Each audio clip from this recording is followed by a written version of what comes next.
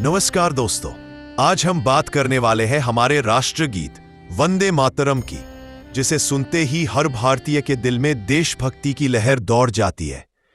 लेकिन क्या आप जानते हैं इस गीत की उत्पत्ति कैसे हुई थी और आखिर पंडित नेहरू जी ने इसकी आखिरी 6 पंक्तियां क्यों हटा दी थी? तो चलिए जानते हैं वंदे मातरम की पूरी कहानी।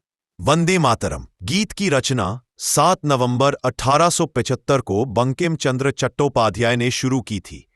यह गीत सबसे पहले 7 नवंबर 1875 को साहित्यिक पत्रिका बंगदर्शन में प्रकाशित हुआ था और बाद में उन्होंने इसे अपनी प्रसिद्ध उपन्यास आनंद मठ में शामिल किया था, जो 1882 में प्रकाशित हुआ। इस गीत में भारत माता को देवी दुर्गा के रूप में दर्शाया गया है, जो हमें प्रेरित करती हैं कि हम अपने देश को आजाद कराने के लिए संघर्ष करें। यह गीत उस समय का प्रतीक बन गया जब देश गुलामी की बेड़ियों में जकड़ा हुआ था। वर्ष 1896 में गुरुदेव रवींद्रनाथ टैगोर ने भारतीय राष्ट्रीय कांग्रेस के कलकत्ता अधिवेशन में वंदे मातरम गाया। सन 1905 में जब लॉर्ड कर्जन ने बंगाल विभाजन की घोषणा की तो वंदे मातरम स्वतंत्रता आंदोलन का नारा बन गया। रास्तों पर, सभाओं में, विद्यालयों में, हर जगह सिर्फ एक ही आवाज गूंजती थी, वंदे मातरम, वंदे मातरम।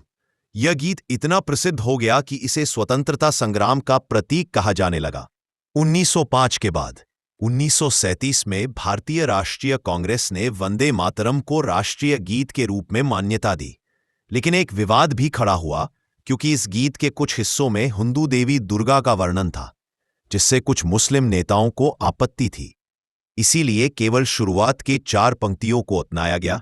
स्वतंत्रता प्राप्ति के बाद जब देश का संविधान तैयार हो रहा था, तब सवाल उठा, क्या वंदे मातरम को राष्ट्रगान बनाया जाए? इस पर पंडित जवाहरलाल नेहरू, राजेंद्र प्रसाद और अन्य नेताओं ने बहस की और फैसला लिया कि जनगण मन को राष्ट्रगान बनाया जाएगा और वंदे मातरम को राष्ट्रीय गीत का दर्जा दिया जाएगा।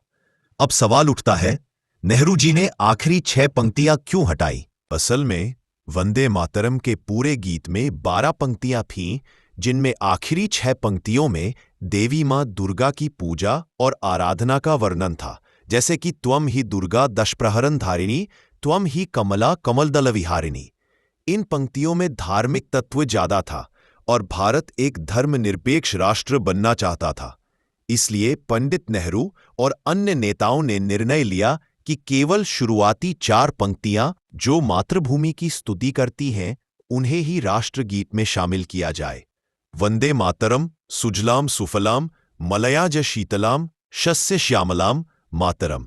ये पंक्तियां भारत माता की प्राकृतिक सुंदरता का वर्णन करती हैं, जिसमें हरियाली, नदियां, खेत और शांति की छवि झलकती है।